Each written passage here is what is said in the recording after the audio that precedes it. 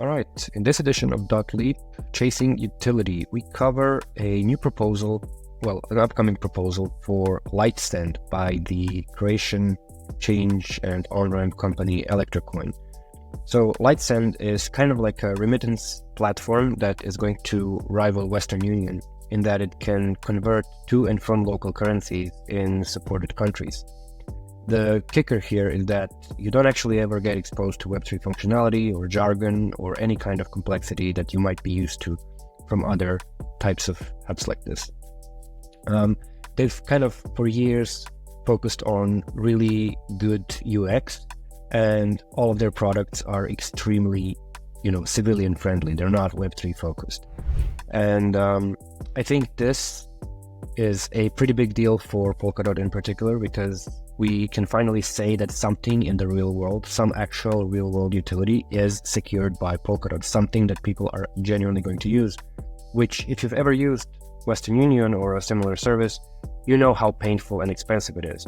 So this is a clear disruptor in the space, and I think the Polkadot community can be thrilled that they have actually chosen this ecosystem to build on. Full disclosure, I have been helping them with this proposal for the past few months, and we've gone to great lengths to make it very, very reasonable, very budget friendly, and also to get endorsements from some OGs in the ecosystem to make sure that you see the legitimacy of this.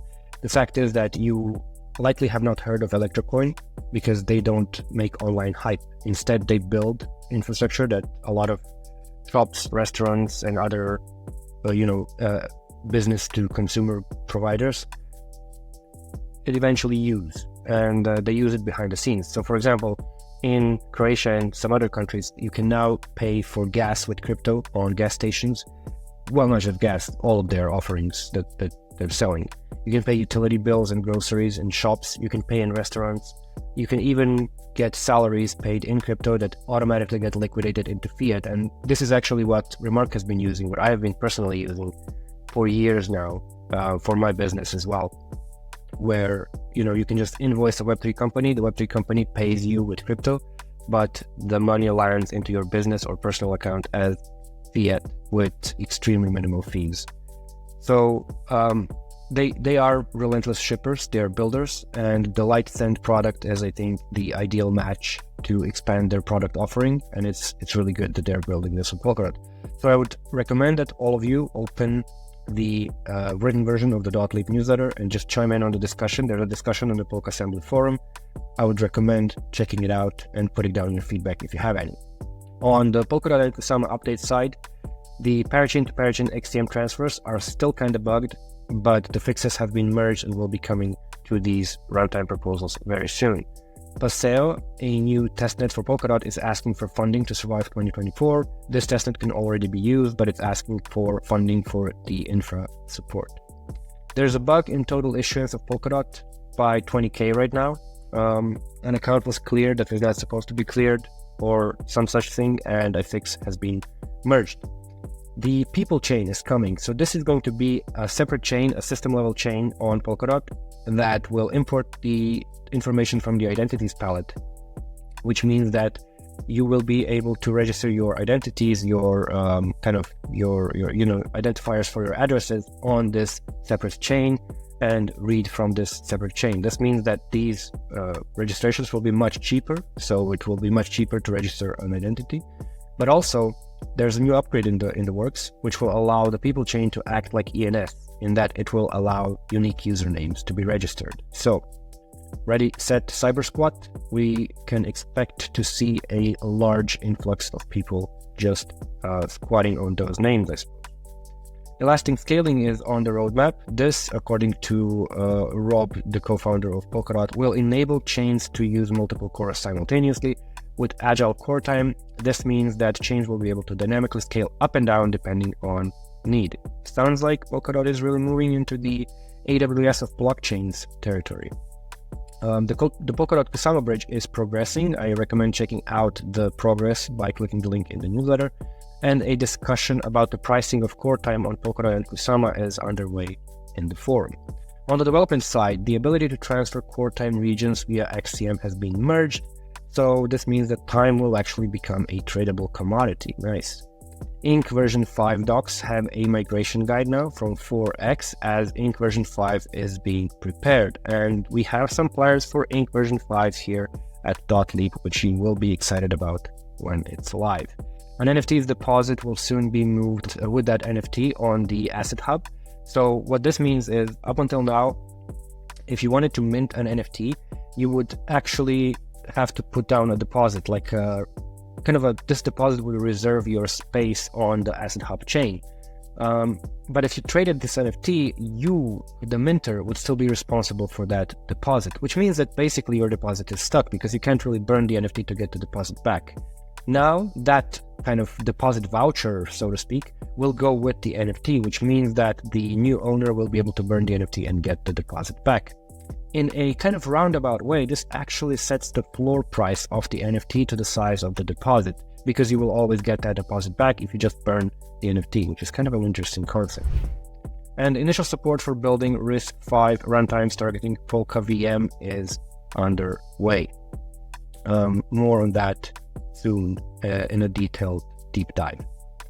In terms of governance, some of the proposals that are interesting are 443, which is being voted on. It's an upgrade to runtime patch 111, and it reduces the existential deposit to 0.01 DOT. But the submitters are urging a reject vote due to new issues being discovered and the aforementioned XCM delivery fee problem. However, Kusama Asset Hub patch 111 has been implemented. There is a visual demo of OpenGov in action on the Nova mobile wallet I recommend checking out. And the proposal to add Brale and Glow Dollar to Asset Hub on Kusama is failing, but not by a large margin.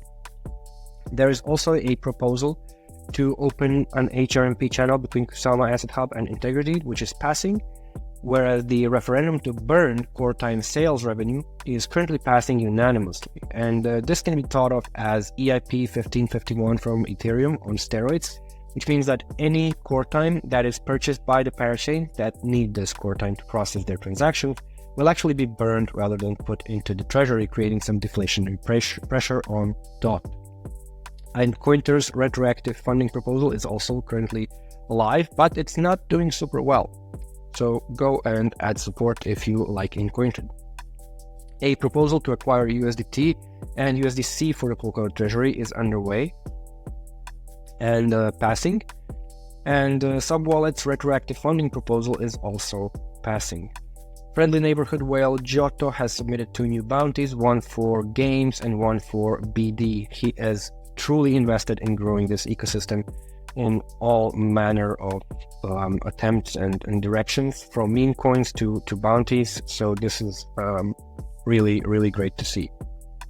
I do recommend reading January's referendum roundup so that you can check out some of the other referendum expansions.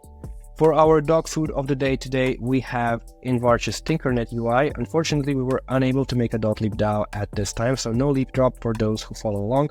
But once this functionality is up, we will revisit this UI and add a leap drop campaign. You are encouraged to check out the dog food of the day video on our YouTube channel, where I go through, really stumble through the UI and try to learn what it does and why it does it, and add some support to WAG Media, the DAO. On the Connected Parachains, dApps and others section, we have Zeitgeist Super Bowl trading campaign being live until February 11th, still time to bet. The Laos team, Parachain team, issued a call for comments on standardizing a universal location format for assets across different blockchains, even outside .sama. You should chime in if you care about this cross-chain address space. Subsocial sees massive growth and new features in their January review. SubID now even tracks TX history and is turning into a legit DBank or Zerion competitor for the DOT ecosystem. On the gaming side, Everloot Expeditions Alpha is here, where you can explore, fight, and loot. And on the app side, we have huge progress with the Zondex app for Ledger, which should kind of make it easier to have one general app for all the substrate chains and no more need for painful app updates after every runtime upgrade. Fingers crossed. Stellar Network and XCM in tandem have allowed Manta to establish a bridge between its Ethereum and Polkadot counterparts. and Unique Networks customizable NFTs have arrived on Subscan. On the community and ecosystem side, the pink paper is out with full token distribution details. The distribution details are very interesting and favor the pink game the most. The dead drop is also quickly approaching, the dead meme coin. The date is not known, but do keep an eye on the announcement group linked in the newsletter for information. Just in case, it is best to unstake your DOT on centralized exchanges already, I think, and send them to a self-custodial wallet just to qualify for the drop when it's out. The Sub-Zero Asia agenda is out. You can find it in the newsletter, and there's also a common repository now, a portal of metadata of all the chains and all the parachains. This is super useful for Polkadot Vault, which does need up-to-date metadata all the time to sign extrinsics. USDC withdrawals and deposits on the Polkadot Asset Hub are now available on Binance, which is de facto the cheapest way to get USDC on and off a centralized exchange to date. What's extra cool is that USDC is sufficient on Asset Hub, which means it can pay for its own transaction fees with USDC itself. This makes integrating the currency extremely easy for any on-ramps and payment and remittance providers of all kinds, especially like Lightsend, which I mentioned at the beginning of the video. Oscilloids, an XCM monitor which you can subscribe to track certain XCM calls based on some params, got a decentralized futures grant, and also Evan Thomas wins a decentralized futures grant for social media. So it looks like we've decentralized social media management into a person. In case you missed it, also, we have a link to great starter guides and tutorials about Polkadot in the newsletter as well, under the community section. Web3 Foundation's tech education lead Radha was inducted into the technical fellowship through a governance process at rank 0. Congratulations. And a decentralized futures discussion about providing G6 devices running Substrate chain clients for institutions and governments is in progress on the forum. G6 devices are government-certified devices for anti-tampering, anti-spyware, and so on, which are generally required by some sort of standardized body in a given government, and this varies from country to country.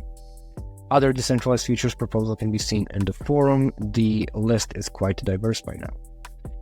A Polkabot now exists, which is a GPT bot to chat about Polkadot with at polkabot.ai. And Alistair Stewart, Polkadot lead researcher, has appeared as a guest on the Space Monkeys podcast. I do recommend giving this a listen. The KSM Society has a new challenge period, which means that you now have time to submit bids for how much money you want to get a Kusama tattoo. I am still in the bidders list, but at a whopping 909 KSM because I do value not having tattoos. Wave 4 of Polkadot Blockchains Academy has ended with some notable graduates. You can check it out in the link. On the tools and releases side, we have new releases for Sidecar, TX Wrapper, Polkadot.js, Asset Transfer API, Polkadot Vault, and we also have a relatively new tool, or one that I wasn't aware of, which is the Contract Wizard, a tool for faster onboarding into the Ink development ecosystem with contract templates and more. It is much reminiscent of the Remark Wizard at wizard.rmrk.dev. I've also learned about Tuxedo, which is a UTXO-based substrate template for building substrate chains with a UTXO model instead of accounts. This is made by Joshi Orndorff, who used to write amazing substrate development recipes back in the day, and I have invited him to come on the Dotleap podcast in the near future to talk about this. Let's hope we get that done. And in terms of incentivized feedback for this edition of Dotleap, we have a post on X that you can leave feedback on, or a Google form. Both are linked in the written version of the newsletter. Anyone who leaves feedback will qualify for a Leap drop. You must provide your dot address in the feedback in the appropriate format. You will find the description in the newsletter. Your dot address, however, must have a verified identity. This is very important. If you're providing feedback via the form, you must be subscribed to Dotleap, but if you're providing via X, you must be following Dotleap. That's it. And yes, you can provide feedback through both methods to get double the Leap airdrop, and the feedback can be the same. It's fine. Anyway, that's it for this edition. I hope you've enjoyed it, and I hope you take the time to read the newsletter and click on some of the links in there. It really helps your growth. And I'll see you in the next one. Thank you. Bye-bye.